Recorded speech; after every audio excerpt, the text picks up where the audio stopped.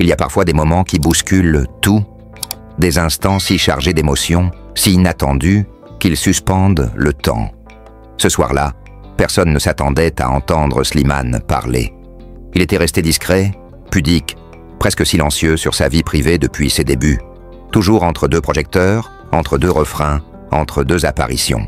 Mais cette fois, c'est différent. 3 minutes seulement. 3 minutes qui ont suffi à tout changer. 3 minutes durant lesquelles Slimane a levé le voile. Il a regardé la caméra sans détour, sans protection. Et il a dit cette phrase, presque chuchotée, mais d'une puissance déconcertante. « Je suis l'amour de ma vie. » Silence, frisson, incompréhension, émerveillement. Les réactions ont été instantanées, multiples, contradictoires. Certains ont vu dans cette phrase une déclaration d'amour-propre, un cri de liberté, un acte de réconciliation avec soi-même. D'autres y ont perçu un message codé, une confidence à demi-mot, adressée à une personne cachée dans l'ombre. Et si c'était les deux? Et si Slimane, après des années à chanter l'amour des autres, avait enfin décidé de se choisir lui-même? Dans cette vidéo, nous allons plonger derrière le masque.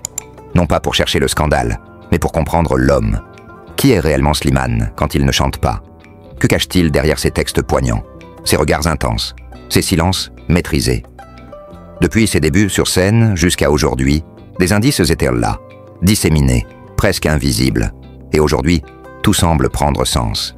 Ici, sur Derrière les stars de cinéma, nous ne cherchons pas à décortiquer des potins.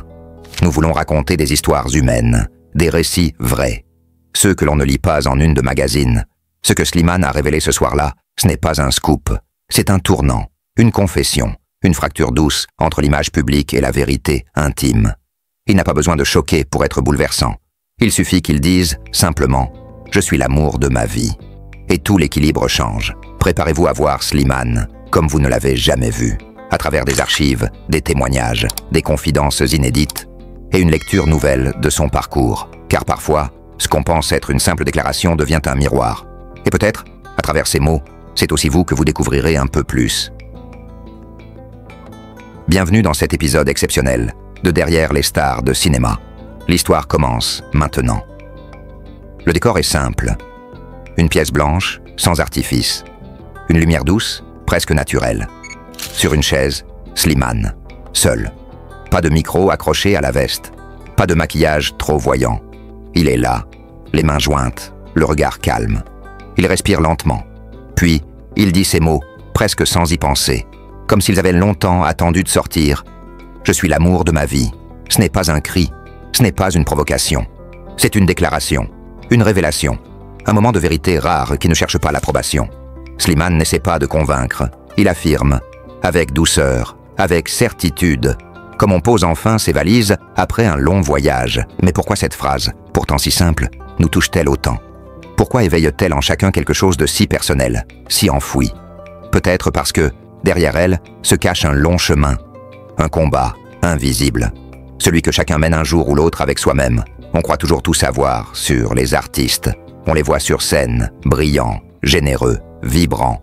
On lit leurs mots dans des chansons. On pense entrevoir leur âme à travers une rime, un regard, un soupir. Mais ce que l'on voit n'est qu'un fragment, une part choisie. Ce que l'on ne voit pas, c'est l'attente derrière les rideaux, le silence entre deux albums, le doute qui s'infiltre dans les interstices du succès. Slimane, pendant des années, a chanté l'amour. L'amour qui unit, l'amour qui fait mal, l'amour qui sauve ou qui détruit. Mais jamais, jusqu'à ce jour, il n'avait osé dire qu'il avait trouvé l'amour le plus essentiel, le plus fragile, celui qu'il porte à lui-même. Ce n'est pas un amour égoïste, ce n'est pas un narcissisme caché sous des mots doux. C'est un amour courageux, celui qu'on apprend à cultiver quand plus personne ne nous tend la main, quand les applaudissements s'arrêtent, quand l'enfant en nous se sent abandonné. Slimane a souvent parlé de ses origines modestes, de cette enfance, entre Chelles, et les rêves trop grands pour la banlieue. Il n'était pas le garçon le plus fort, ni le plus sûr de lui. Il était celui qui écrivait dans l'ombre, qui chantait à voix basse, qui observait les autres vivre des histoires qu'il n'osait pas s'offrir. Mais l'enfant intérieur ne disparaît jamais vraiment. Il reste là, quelque part. Et souvent, c'est à lui qu'on doit rendre des comptes. Lorsque Slimane dit aujourd'hui qu'il est l'amour de sa vie, il ne parle pas de l'homme que vous voyez sur scène. Il parle de ce petit garçon qui attendait d'être reconnu.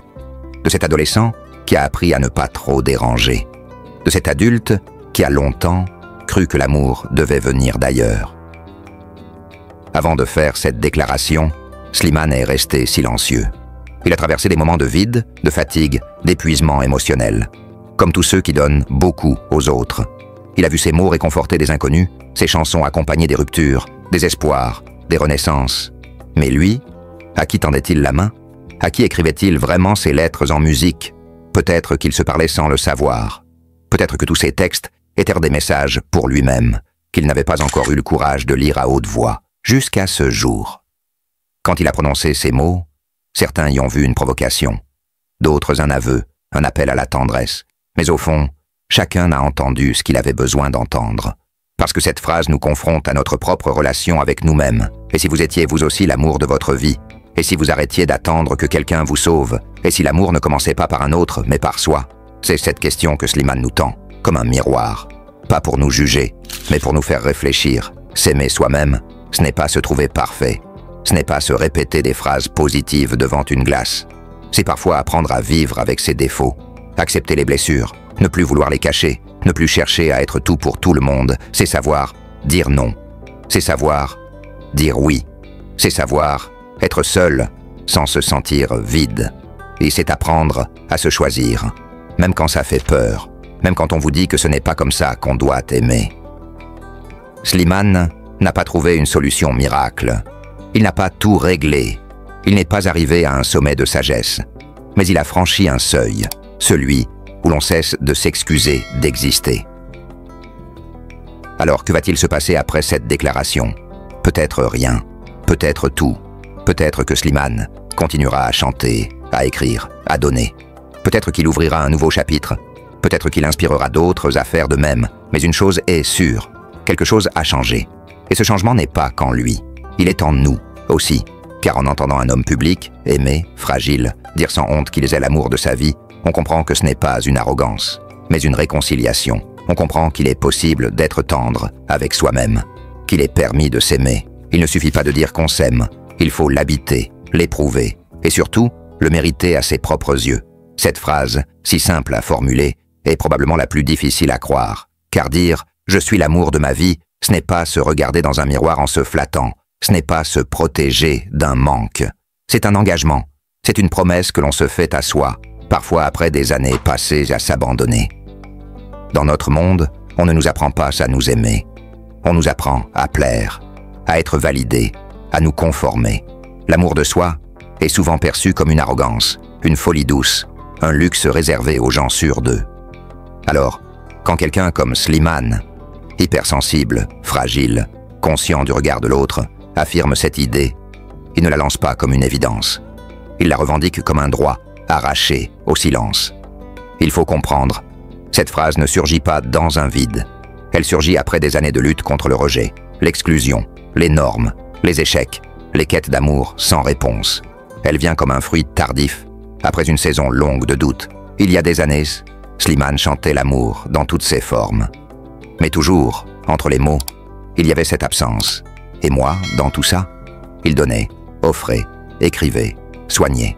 Il chantait pour les autres, pour celles et ceux qui se sentaient seuls, incompris, épuisés par les faux espoirs. Et si, sans le savoir, il se chantait à lui-même, peu à peu, il s'est rapproché de cette réponse, par la musique, par le silence, par la paternité, par les larmes non versées. Et un jour, il a compris. Ce n'est pas l'autre qui comble le vide, c'est la réconciliation avec soi qui l'éteint. S'aimer, ce n'est pas toujours se trouver beau, ce n'est pas toujours se sentir fort, c'est parfois se dire « j'ai mal, mais je me reste fidèle ». Le plus grand piège de la vie, c'est peut-être de croire que l'amour viendra de l'extérieur. On passe des années à attendre que quelqu'un nous dise qu'on est suffisant, qu'on mérite, qu'on est aimable. On attend un regard qui nous relève, une main qui nous choisit. Slimane a cessé d'attendre. Et cette décision, intime et silencieuse, est peut-être l'acte le plus courageux qu'un être humain puisse poser. Ce n'est pas un rejet des autres, c'est un retour en soi.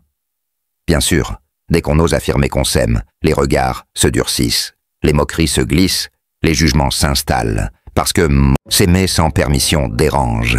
S'aimer sans performance, sans justification, sans excuse. C'est une forme de rébellion, et Slimane a choisi de ne plus demander la permission, ni à l'industrie musicale, ni aux attentes du public, ni aux vieux schémas culturels. Il s'est réapproprié ce qu'on lui avait toujours fait remettre en question. Sa valeur. Il n'a pas changé de style, il a changé de centre de gravité, car il ne faut pas se tromper. Quand Slimane parle, il ne parle pas que pour lui. Il parle pour tous ceux qui n'ont pas encore trouvé les mots, pour tous ceux qui se regardent avec honte, pour ceux qui pensent que l'amour des autres est plus important que le leur. Il donne une clé, pas une leçon. Et cette clé, chacun doit décider s'il veut la tourner. Ce moment n'est pas un geste d'artiste, ce n'est pas une stratégie d'image, ce n'est pas une opération émotionnelle, c'est un homme, un père, un être humain, qui se tient debout dans la tempête et dit « Je ne me quitterai plus ». La célébrité n'est qu'un écho lointain, un décor flou autour de cette lumière intérieure. Ce que Slimane nous offre, ce n'est pas un personnage, c'est la vérité nue. Et cette vérité, si elle nous touche autant, c'est parce qu'elle nous manque. Et vous, êtes-vous votre propre amour? C'est peut-être là que tout commence. Ce n'est pas un slogan, ce n'est pas un concept, c'est une question vivante. Et si vous deveniez l'amour de votre vie, pas demain, pas quand vous aurez perdu du poids, réglez vos problèmes, réparez vos erreurs, maintenant. Avec vos failles, avec vos blessures, avec votre histoire. C'est cette permission que Slimane s'est offerte. Et en le faisant, il nous rappelle une chose essentielle. On ne guérit pas en attendant l'autre. On guérit quand on décide d'être entier seul. Il faut parfois des années pour comprendre d'où l'on vient vraiment. Pas seulement un lieu, une ville, un pays. Non. Comprendre d'où l'on vient, c'est retrouver le fil invisible qui nous relie. Au regard, aux gestes, au silence de ceux qui nous ont précédés. C'est remonter à l'origine de la tendresse, du courage, de la peur aussi. Pour Slimane, ce fil s'appelle la famille. Mais pas une famille de cartes postales.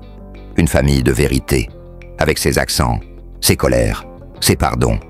Une famille où on ne dit pas toujours « je t'aime », mais où on le montre avec un plat chaud, un manteau prêté, une lumière laissée allumée tard la nuit. Une famille faite de pudeur et de présence. Il se souvient de sa mère. Elle n'était pas grande, mais sa voix remplissait la maison. Une femme qui ne se reposait jamais vraiment. Même assise, elle avait toujours quelque chose à surveiller, à plier, à anticiper. C'était une mère du matin et du soir. Elle n'attendait pas qu'on lui dise merci. Elle agissait parce qu'elle aimait. Et puis, il y avait le père. Un homme silencieux, droit, un peu rude parfois, mais toujours là. Il ne parlait pas beaucoup, mais quand il posait une main sur l'épaule, on savait ce que cela voulait dire. Il venait d'un ailleurs, d'un pays chaud, vaste, aux montagnes rouges. Il ne parlait pas toujours la langue des enfants, mais il parlait celle de l'effort, de l'honneur, de la patience. Dans cette maison de chêne, au milieu des murs un peu humides et des tapis effrangés, Slimane a appris la loyauté. Il a appris à faire passer les autres avant soi, à baisser les yeux par respect, à se lever tôt, même quand on est fatigué. Il a appris que l'amour, parfois, ne crie pas. Il attend, il insiste, il reste. Ils étaient 4 enfants, une meute, un clan. Ça riait, ça criait, ça courait dans les escaliers. Il y avait des chamailleries, bien sûr, mais surtout, il y avait cette certitude étrange qu'on ne serait jamais vraiment seul. Même dans les pires jours, Slimane, l'aîné, regardait ses cadets avec ce mélange de fierté et de responsabilité. Il n'a jamais eu besoin de le dire. Il savait qu'ils le regardaient, qu'ils attendaient de lui quelque chose de solide. Il voulait être cet exemple. Il ne savait pas encore qu'en essayant de les protéger, il allait aussi se construire, la fratrie. C'était le laboratoire de ses émotions. C'est là qu'il a compris comment l'on aime. Parfois trop, parfois mal, mais toujours sincèrement. Il y avait ce rituel sacré, les repas du soir. Tout tournait autour de cette table trop petite, couverte de pain, d'épices, de bruit de fourchettes. On parlait de rien, on parlait de tout.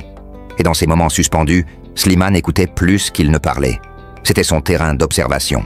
Il retenait les phrases, l'éthique, les silences. Il les transformerait plus tard en chansons. Car chez lui, les histoires ne s'écrivaient pas. Elles se murmuraient, elles se devinaient. Dans le regard de sa mère, il y avait un amour inconditionnel, mais aussi de l'inquiétude. Le monde, dehors, faisait peur. Elle aurait voulu l'enfermer dans ses bras pour qu'il ne connaisse jamais la douleur. Mais elle savait qu'il fallait le laisser partir. Alors, elle a prié, en silence, à sa manière. Slimane a toujours senti cette protection autour de lui. Il la portait comme un manteau invisible. Elle l'a suivi sur scène, en studio, dans les trains, dans les nuits blanches. C'est pour elle qu'il s'est battu, pour lui prouver qu'un enfant de l'ombre pouvait briller. Un jour, il a pu lui offrir une maison, une vraie, grande, lumineuse, tranquille. Elle ne demandait rien, mais il lui devait tout. Ce geste n'était pas un luxe, c'était un acte d'amour pur. Et puis un jour, Slimane est devenu père à son tour. Il a tenu dans ses bras une vie qu'il avait créée. Une petite fille fragile, née trop tôt. Il a senti cette peur animale, ce vertige immense de l'amour absolu. Et dans ce regard minuscule, il a revu sa propre enfance, sa mère, ses silences. Son père, être père, c'est transmettre sans imposer, c'est protéger sans enfermer, c'est aimer sans condition. Et c'est ce qu'il tente de faire chaque jour, dans l'intimité discrète de sa vie privée, loin des projecteurs.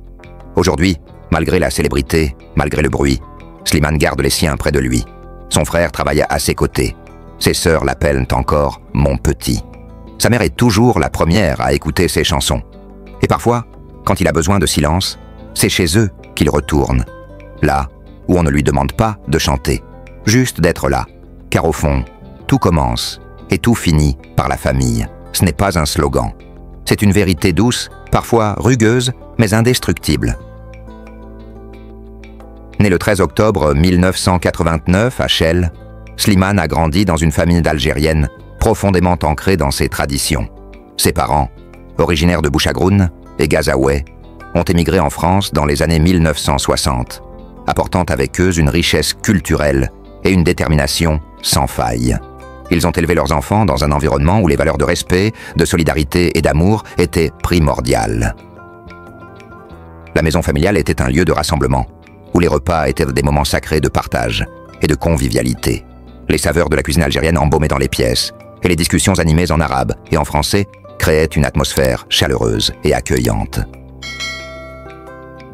En tant qu'aîné, Slimane a toujours ressenti une responsabilité particulière envers ses frères et sœurs. Il les a guidés, protégés et soutenus dans leur choix de vie, tout en apprenant d'eux la patience, l'humilité et la résilience.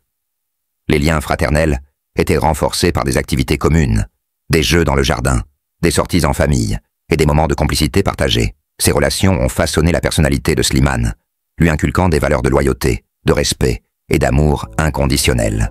Il a appris à écouter, à comprendre et à soutenir les autres, des qualités qui se reflètent dans sa musique et ses interactions avec ses fans.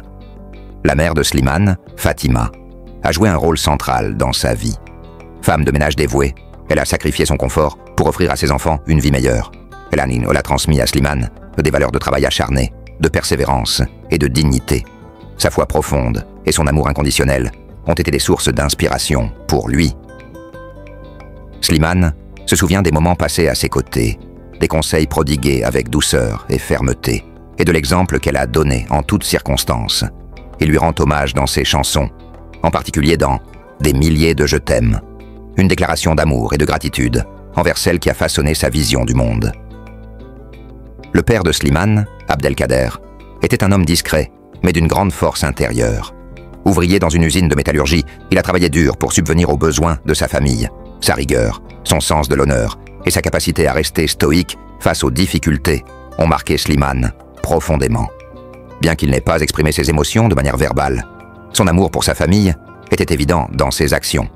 Slimane a appris de lui l'importance de l'intégrité, de la responsabilité et du sacrifice personnel pour le bien-être des autres. En janvier 2022, Slimane est devenu père d'une petite fille, Esmeralda.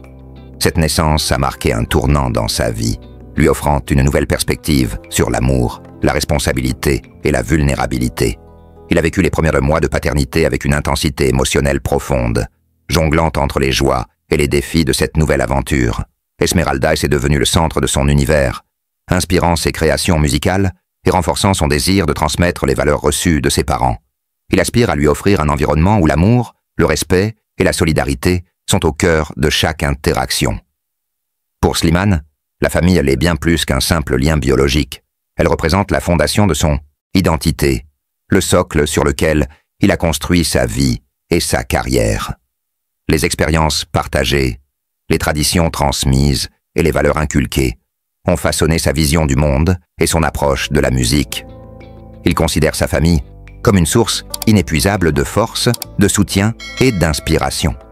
Les moments passés ensemble, les rires, les discussions et les silences partagés sont des trésors qu'il chérit profondément. L'histoire de la famille de Slimane est celle d'une émigration, d'une adaptation et d'une intégration réussie. Elle témoigne de la résilience, de la détermination et de l'amour qui ont permis à une famille d'origine algérienne de s'épanouir en France.